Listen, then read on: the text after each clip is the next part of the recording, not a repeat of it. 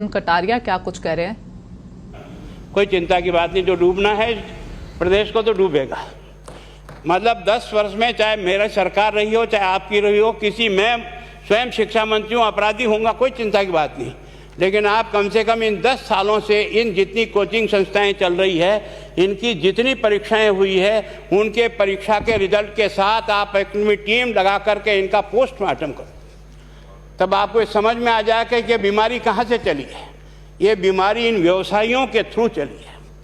मैं और आप पेपर आउट करेंगे, पेपर लाऊंगा, 5 लाख दे दूंगा, 8 लाख दे दूंगा, मैं क्या 2 करोड़ 5 करोड़ 8 करोड़ दे सकता हूँ क्या भैया? ये सारे के सारे जो पैसे देने वाले बड़े बड़े दिग्गज लोग हैं, जो कोई 10 करोड़ में पेपर ले जाता है, कोई 3 करोड़ में ले जाता है, कोई 2 करोड़ में ले जाता है, फिर अपने कोचिंग संस्थान में रिजल्ट लाता है और उसके बाद बड़े बड़े पोस्टर बाहर लगाता है, मेरा 100% सिलेक्शन। ये है बीमारी की जड़। अगर मार करना चाहते हो तो यहाँ करो, तब तो जा कर के इसको कोई रोक सकोगे। बाकी से केवल मन को संतुष्ट करने का काम करो तो ये राजस्थान के उस गरीब बच्चे के साथ न्याय नहीं होगा, जो बड़ी मुश्किल से पढ़ता है, अपने घर में बूढ़े माँ बाप को भूखे मार के पढ़ता है और उसके बाद परीक्षा के लिए जाता है, रोता हुआ घर लौटता है। क्या दुख नहीं होता है? हम लोगों के मन में कोई रहम नहीं है कि आखिर उस बच्चे का क्या होगा जो अपनी बड़ी पीड़ा के साथ पढ़ रहा है। इन सारे पैसे वाले लोगों के पास में आपने सारी सरकारी नौकरियों को भेज दिया। मैं बहुत कड़वा सच बोल रहा हूं। आज जो पिछले 8 साल में नौकरी में लगे ना, उन सब का भी पोस्टमार्टम कराओ, आपको लगेगा आधा फर्जी मामला निकलेगा। कोई है नहीं, कोई सोचने वाला है इस पर कि आखिर उसके दर्द को कौन जानेगा? है ना, जिस प्रकार से हमने परीक्षा के माध्यम से इन पैसे वाले लोगों को उतार करके सारे के सारे उन गरीबों की आशाओं के ऊपर पानी फेर दिया। रात और दिन पढ़ता है, भूखा प्यासा पढ़ता है, घर बेच करके पढ़ता है, खेत बेच करके पढ़ता है, लेकिन जब उसका सिलेक्शन नहीं होता तो जहर खा के मरता है। कोई इस पीड़ा को समझने के लिए तैयार नहीं है। और हम इस कानून को ला करके दुनिया को बताना चाह रहे हैं कि हमने इतना बड़ा कानून कर दिया, इस कानून से कुछ भी नहीं होगा। मैं आज आपको कह रहा हूँ, ये जो आपने नए प्रावधान जोड़े हैं, मैं सोचता हूँ कि मुझे कुछ बोलने की इच्छा नहीं, मुझे बहुत दुख है इस बात का। क्या होगा ये?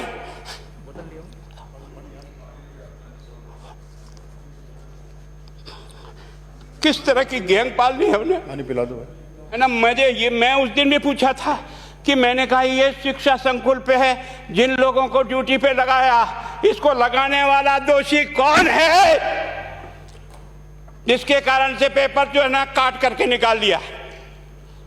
ये तो ठीक है, भाग्य हमारा अच्छा था कि सवाई माधोपुर की घटना फूट गई और एसओजी को उसमें हाथ में लग करके कुछ केस लग गया। अगर वो केस नहीं लगता तो आज आपकी सारी नौकरी पर इन सब बड़े बड़े दलालों के स्कूल में पढ़ने वाले बच्चे होते और मेरा गरीब का बच्चा अपना घर लौट के जाता। क्या दुर्भाग्य है। और इस कारण से केवल इसके लिए खुश मत हो जाओ कि हमने कानून बहुत सख्त बना दिया इसलिए अपराधी रुक जाएगा। नहीं, सिस्टम को बदलना होगा, ये परीक्षा का सिस्टम चेंज करना होगा। मैं सोचता हूँ कि क्या हम इतने अक्लमंद बैठे हैं, क्या इस व्यवस्था को चेंज नहीं कर सकते? क्या एक ही पेपर हर राजस्थान में 20 लाख बच्चों को दिया जाए? क्या इसका कोई ऑल्टरनेट नहीं हो सकता? इसका ऑल्टरनेट सोचना चाहिए कि हम परीक्षा को टुकड़े टुकड़ों में कैसे कर सकते हैं।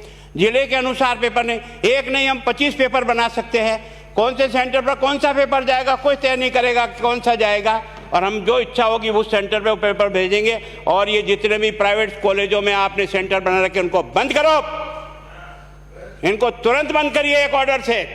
जितने भी सरकारी विद्यालय है और सरकारी नौकर ही एग्जामिनर बनेगा और एग्जामिनेशन करेगा, तब तो आप इसको बचा पाओगे।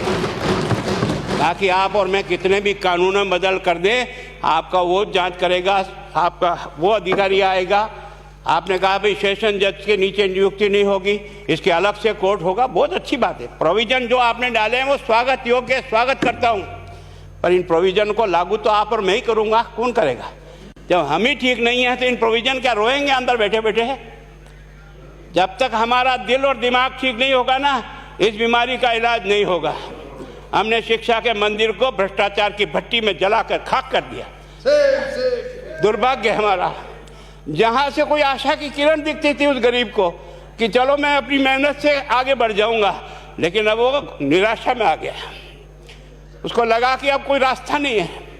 और इस कारण से मैं सोचता हूं कि आप जिस भावना से लाया, मैं आपकी भावना की इज्जत करता हूं, लेकिन केवल आपकी भावना इन बेईमानों को नहीं रोक सकेगी।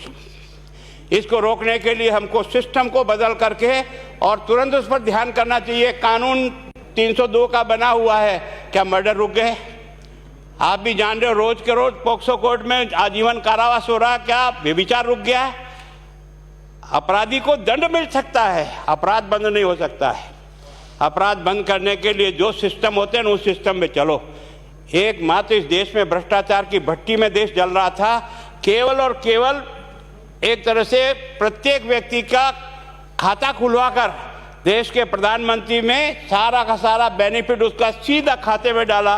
बेईमानों को चोट लगी नहीं लगी, उस तरफ अपना दिमाग बचाओ, उस तरफ अपना दिमाग लगाओ। किस बीमारी का इलाज कहाँ है और कैसे हो, इस बारे में चिंता करने की कोशिश करो। मैं कई बार इधर सीकर और इधर गया तो मैं सोचता हूँ कोचिंग संस्थान की बिल्डिंग देंगे ना तो टोपी गिर जाए नीचे से। क्या चीज़ है यार, भगवान ने क्या लक्ष्मी वहीं बरसाई है?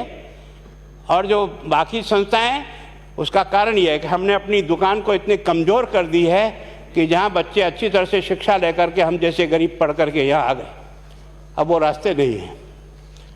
और इस कारण से मेरी बहुत विनम्र प्रार्थना है, इस बीमारी का इलाज चाहिए बच्चे को, कानून से नहीं होगा, कानून के अलावा होगा। और उसमें आप करें। धन्यवाद। Thank you. माननीय मंत्री महोदय।